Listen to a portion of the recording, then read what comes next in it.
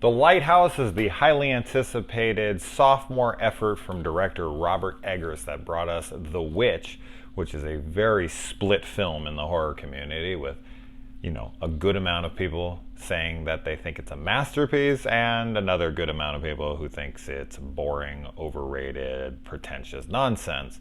And, I'm on the side of I think it's a fantastic movie and one of the most impressive directorial debuts ever.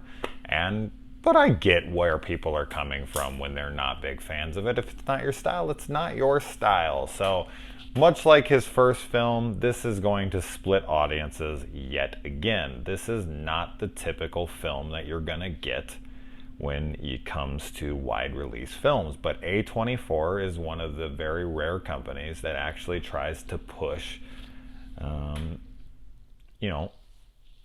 challenging movies to audiences. Movies that aren't going to please the masses. And I applaud them for that. Anytime I see A24 is putting anything out, I always know that at least I'm going to be getting something unique. I'm at least going to get something, eccentric, fairly original. And that's the kind of stuff, of course, I want to support. I like all sorts of movies, but that's something I'm always going to be on board for.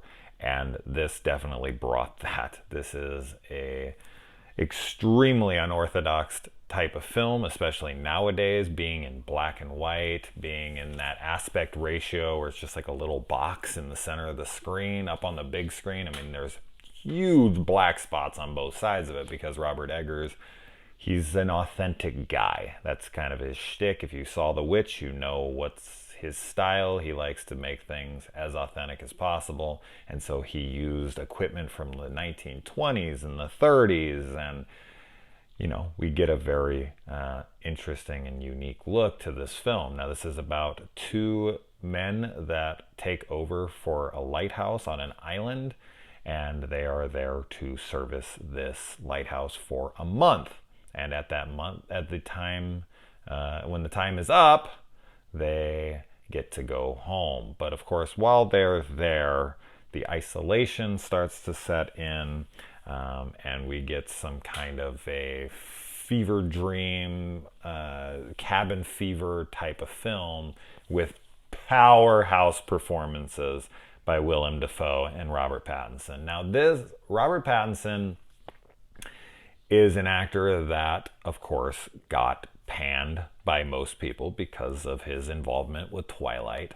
But man, this guy has made some very interesting choices with Good Times, The Rover, and now this. And of course, he's going to be the Batman soon. And I really hope that people will check out these films before they start demonizing that choice as Batman, because I think he can kill it. Robert Pattinson's got range, and he's fantastic in this movie. But for me, the scene stealer in every single sequence was Willem Dafoe. That's not to take anything from Robert Pattinson. I really think he's good in this movie. Great. I shouldn't say good. I should say great. But Willem Dafoe is just on another level. He is out of his fucking mind in this. And he's pulling off some pirate type accent in this the whole time. And this is the kind of movie that would definitely benefit from multiple watches for a variety of different reasons. And one of those reasons being, especially if you see it in the theaters, is subtitles would definitely help. And I know a lot of people had the same experience with The Witch. But in this one, same thing. I was sitting there and I was like, I'm catching most of what he's saying. There's a sequence in this where Willem Dafoe is going just on a tangent, man. He's having this full-on, monologue. And you know what it reminded me of a little bit? It reminded me of Robert Shaw's Indianapolis Story in Jaws. Just something that was so captivating. It was so mesmerizing at the moment that I could not take my eyes off the screen, and I was just blown away. Willem Dafoe, man, when he brings the crazy, he brings it hard and he brings it freaking well. And this guy, I mean, who can pull off crazy as good as Willem Dafoe while also being charismatic and engaging? I mean, the guy is incredible, and he brings it here as best as I've ever seen him bring it. There's such surreal imagery in this, as one would expect. This movie gets a little more odd than something like The Witch. Not that The Witch doesn't have its eccentric moments, but this movie gets a little more wild in places. Now, as far as the horror element goes, it depends on what you consider to be horror. Would I consider this an outright horror movie? No, but I definitely see why the label is there. This is more of a drama fantasy with horror elements. We've got Lovecraftian elements. And Robert Pattinson plays his character very well because as little bits are revealed, and there's going to be some confusion in this film. I watched a Ending Explained video where they were going into like Greek myths and how this was based on certain characters in Greek lore and all that, and I was like, oh wow, that's way beyond my pay grade. So I don't know, but when they were explaining it, I was like, oh yeah, they definitely.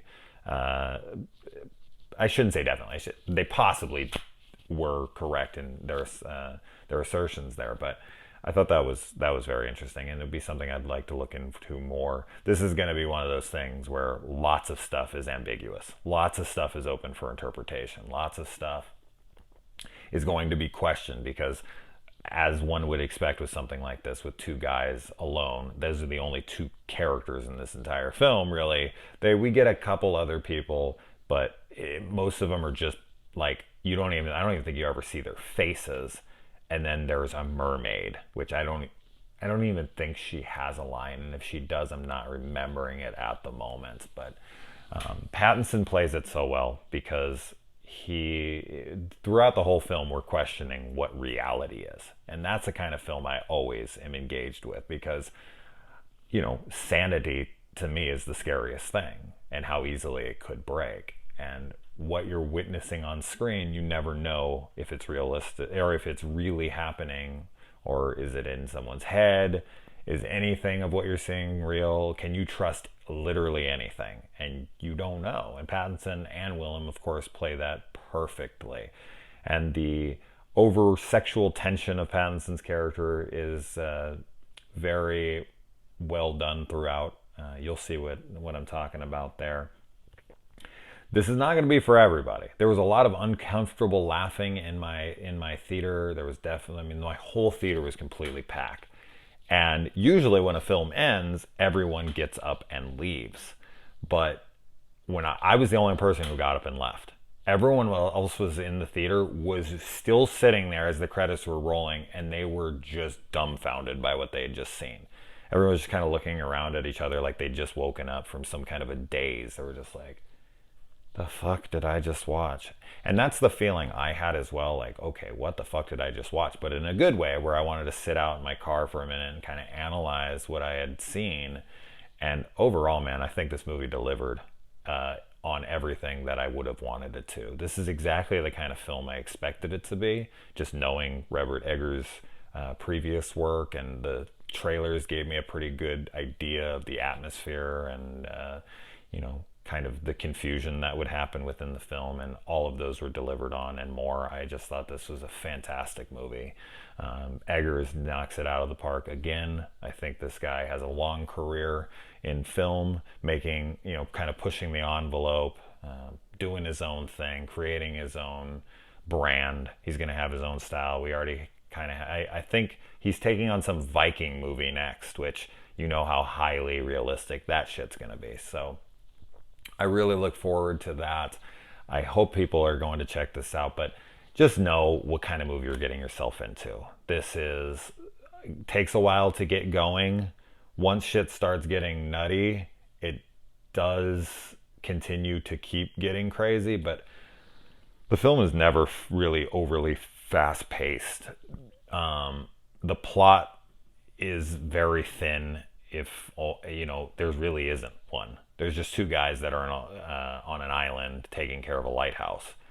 I guess I could give some spoilers. I'm not going to give spoilers, but there'd be very little to spoil, in my opinion, in this film.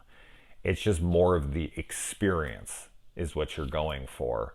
And if you're buying into it and you're enjoying it, man, you're going to have a fantastic time. But if it's like boring you 15, 20 minutes in, buckle up because you're going to be pretty miserable for a while. So this will be yet another split film. This will be another, movie where people are like, oh my God, what was that boring, pretentious, over bloated, you know, metaphorical nonsense kind of shit. You'll get those arguments from people, but Robert Eggers proves yet again that he's willing to take risks, that he's a very what's the word I want to use here? Patient director. That's something I always like. And man, there's some unbelievably fantastic shots. Something I also didn't mention in here, since the film is in black and white, I feel like there will be some people kind of gloss over this or not mention it at all. The cinematography is out of fucking control. Because I'm sure they had to take into account what kind of film they were using and the old cameras that they were using, so they couldn't light it in the same way they could with like digital film and more recent kind of cameras. So they really probably screwed around with the lighting and whatnot in the film. And man, it's just gorgeous. The darks, when they're dark, they're so pretty. And God, I keep thinking about Willem Dafoe's performance in this. Damn, he brings it. He brings the insanity. I was so pleased. I think he should get an Oscar nomination for this movie. I don't know if it'll even get considered, but fuck, I'd love for it to. But I don't know. I mean, because it has horror attached to it at all, you know how that is. Look at freaking, Toni Collette with Hereditary. The fact that she didn't even get a nomination is just shows the bias that they have against these kinds of movies. So, yeah, I really hope people check it out, though. I'm so happy that this was released wide. There's going to be a lot of people who are pissed off when they walk out of this movie. But hey, man, you got to challenge audiences. They say they want original content. Well, this is original content. Let's see, put your money where your mouth is, let's say.